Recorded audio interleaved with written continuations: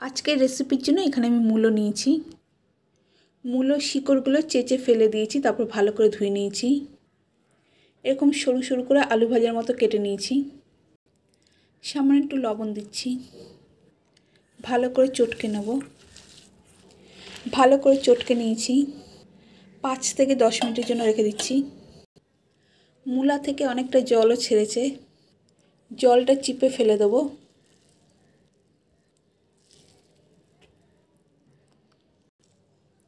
এই জলটা ফেলে দিলে মূলোর আর গন্ধ লাগবে না।